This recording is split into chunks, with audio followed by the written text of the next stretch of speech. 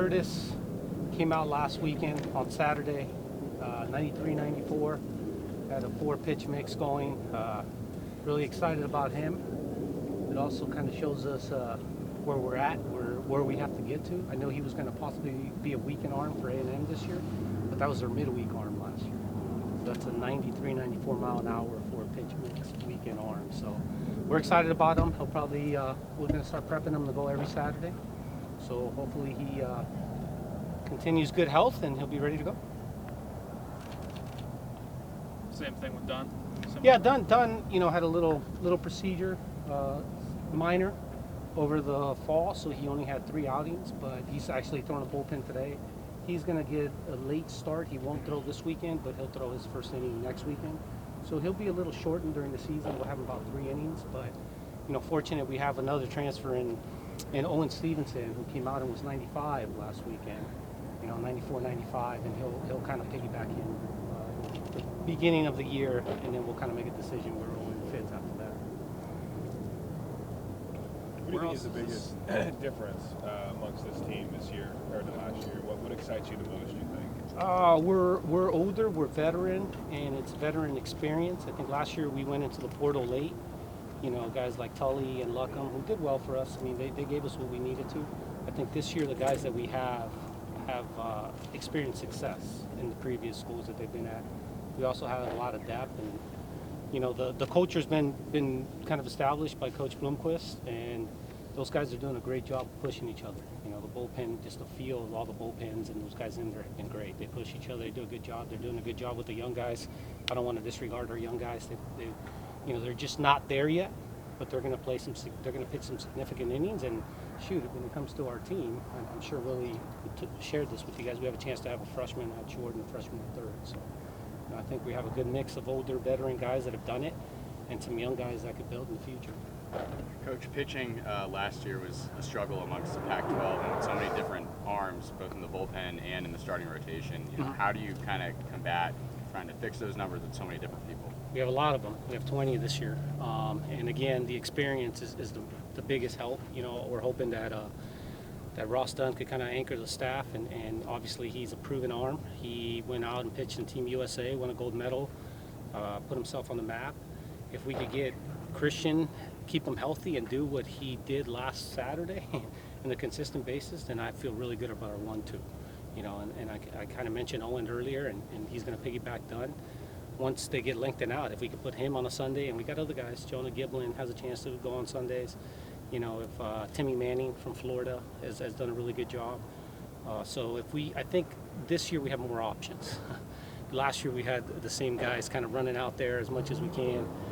This year we have more options, and we can keep guys well rested, and you'll see fresher arms coming out of the pen.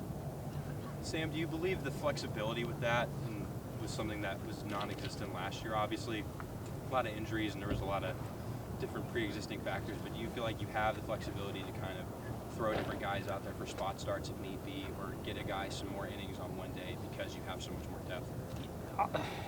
The best way I could put it is this year our Sunday and Tuesday roles aren't defined yet, and we have about 3 or 4 guys that are capable of going in that slot, which gives us better options. Now those guys, whoever doesn't win that spot, is going to come out of the bullpen, and I think we have a lot. Yeah, to answer your question, yes, we have a lot more flexibility. We have a lot more guys that are proven and capable and have done it at this level.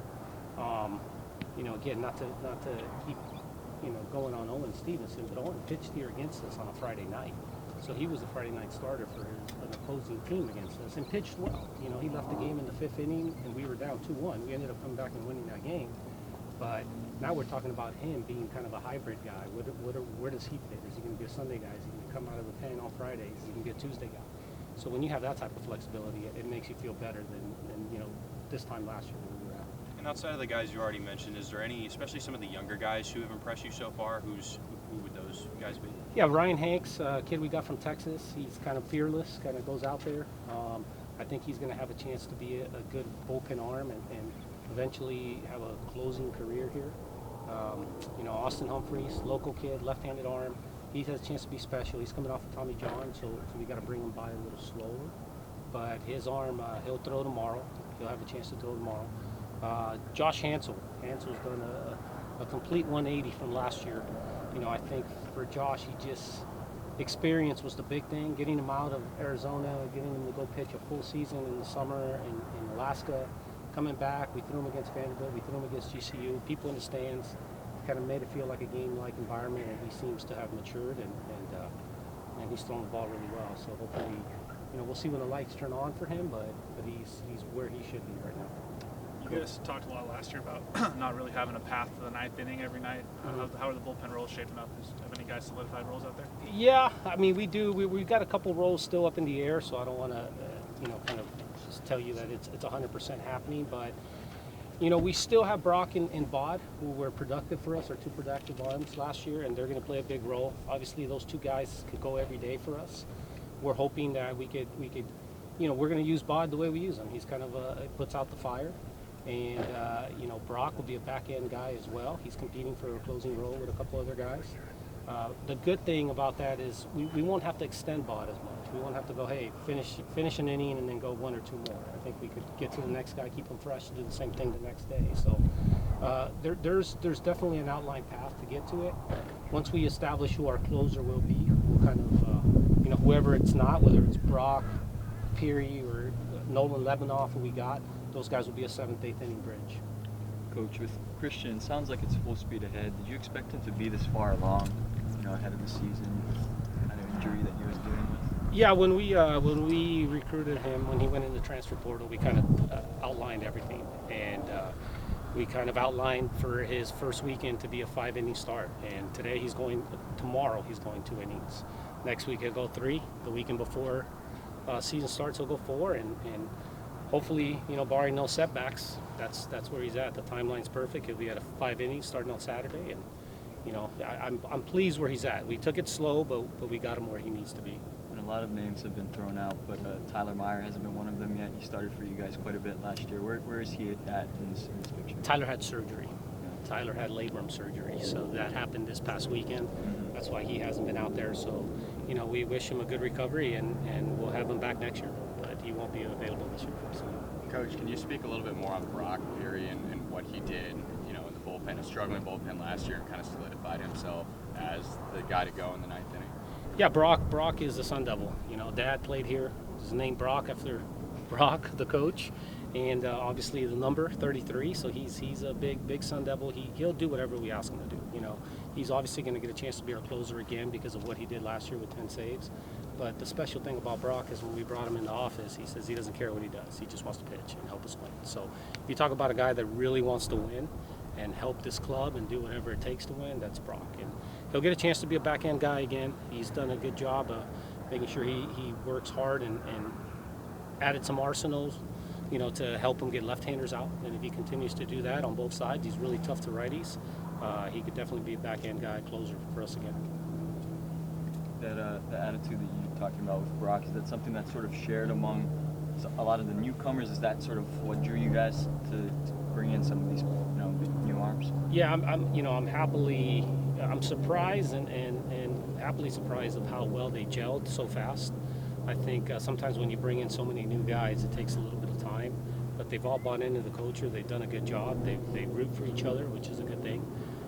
We still have 2 roster spots up in the air, and those couple guys that are competing for that roster spot, there's no ill intention for the next guy to fail. They're kind of rooting for each other. So I think that's a plus thing, and it shows the kind of culture Coach Bloomquist is trying to establish here. He's done a good job of making sure, you know, this means something to the guys that we bring in. It's not just a stopping ground to Major League Baseball. It means something. It's got to be important for us to put that pitchfork and have the Sun Devil name on it. And I think when Coach has so much passion for the program, it kind of it trickles down to the players as well.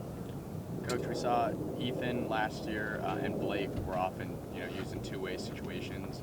Do you anticipate those guys as well as maybe some other guys to, you know, play in the field and get on the hill as well? Not Ethan. Ethan's going to concentrate on hitting. You know, we were so short last year that he kind of helped us out, and with his injury, he wasn't able to help us on offense. He couldn't hit, but he could pitch, so that's why we used him. The one guy we may use as a two-way guy may be Will Rogers. Okay, he went out last Saturday, and he was 92 with a good slider, and he's actually fearless. So it looks real. He was pretty sore the next day, so we got to be careful with how we bring him along. But he's the guy that I could see getting more innings later on during the season. You excited to face some old San Diego State Yeah. foes on week 1? I'm excited to try to go and get 3 games and win a series for sure. You know, I think obviously it's my alma mater and where I coach, but hey, I'm all in right now. This is Sun Devils, and we're about winning, and we got to get off to a good start. So I hope we win 50-0 all 3 games. And one other thing, Coach, with Pivarov, has he made sort of the full transition to pitching at this point? Yeah, he's a full-time pitcher. You know, with Piv, it's just a matter of consistency. He has his ups, where you saw last year, his ups, you're like, okay, that guy's going to help you. And he has some kind of lows a little bit as well. So if we could keep him consistent, he'll be a big part of our bullpen as well.